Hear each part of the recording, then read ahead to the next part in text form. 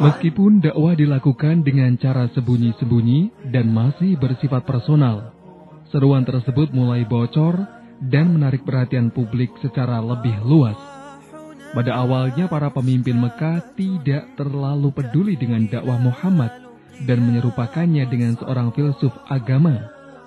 Namun sikap acuh tersebut mulai berubah setelah mereka menyadari keanehan dari seruan tersebut. Kaum elit Mekah merasa terganggu dengan seruan Muhammad SAW untuk meninggalkan berhala. Karena hal ini akan mengakhiri status Mekah sebagai pusat penyembahan berhala yang memberikan keuntungan ekonomi sangat besar. Setelah itu kaum Quraisy mulai mengamati kegiatan Muhammad secara lebih dekat.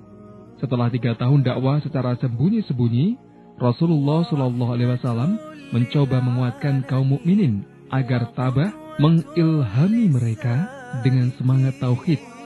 Saat itu juga malaikat Jibril membawa wahyu berikutnya kepada Rasulullah SAW yang berisi perintah Allah kepada Muhammad untuk menghadapi kaumnya secara terbuka, menolak keyakinan mereka dan menghapuskan praktik-praktik kesyirikan, serta menyebarkan tauhid dalam kata-kata dan keyakinan.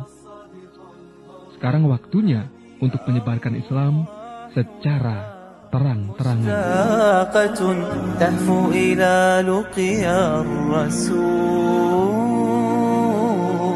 Kaum kafir Quraisy berusaha mencegah penyebaran Islam ke kalangan penduduk dengan cara mengejek, mentertawakan, dan menyebut Muhammad SAW sebagai orang gila.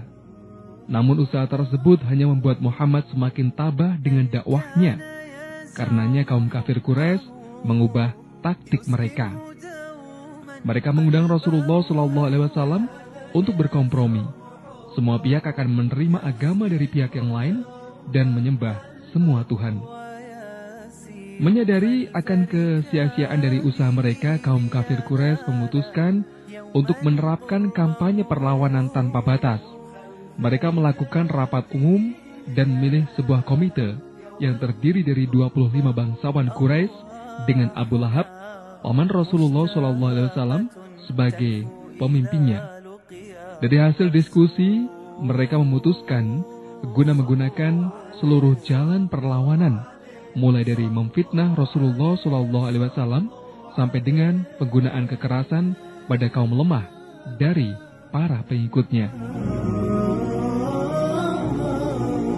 Rasulullah SAW mendapatkan perlindungan dari Abu Talib dan kabilahnya. Sementara Abu Talib adalah orang yang sangat diperhitungkan di Mekah. Dilihat dari keturunannya, dia adalah orang yang terhormat. Dan di tengah manusia pun, dia juga terhormat. Tidak ada seorang pun berani melanggar perlindungan yang diberikannya. Namun, serangan pada Rasulullah SAW tetap berjalan. Abu Lahab pernah melemparkan batu ke arah Rasulullah SAW, meminta kedua anaknya agar menceraikan istrinya, Ruqayyah dan Ummu Kulsum, yang merupakan putri dari Rasulullah SAW. Setelah Abdullah, putra Rasulullah yang kedua, meninggal dunia, Abu Lahab merasa senang sekali.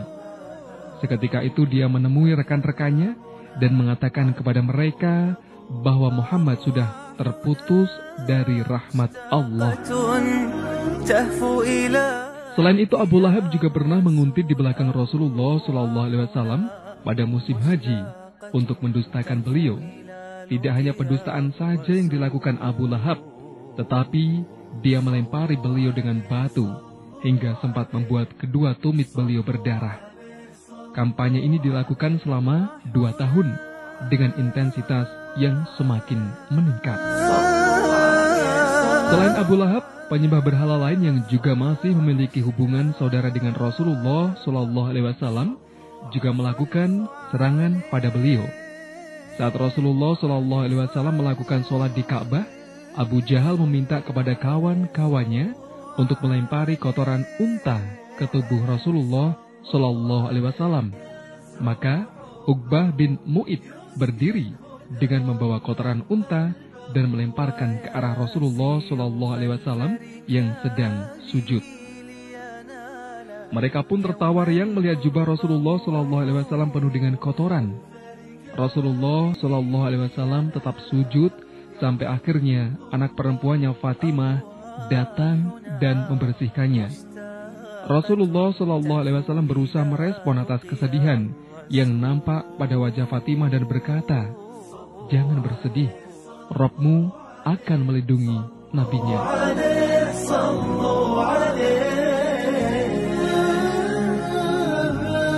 Setiap kabilah senantiasa menyiksa para anggota mereka yang masuk Islam.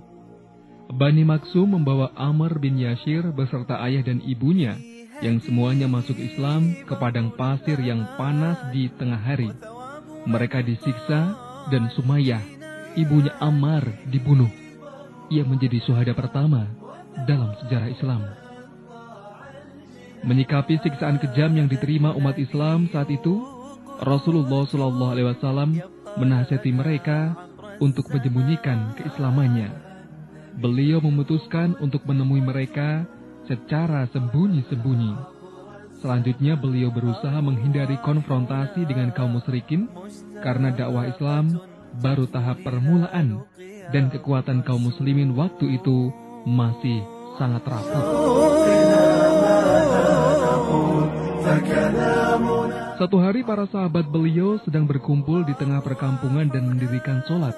Sekalipun mereka melakukannya secara sembunyi-sembunyi, toh masih diketahui sekelompok orang-orang kafir Quraisy. Orang-orang kafir itu mencaci maki dan menyerang mereka, hingga Sa'ad bin Abi Waqqas bisa menikam salah seorang kafir hingga darahnya tertumpah. Inilah korban pertama yang terjadi dalam Islam. Namun setelah itu Rasulullah SAW meminta kepada para sahabat untuk menahan diri dari kekerasan sampai Allah memerintahkannya.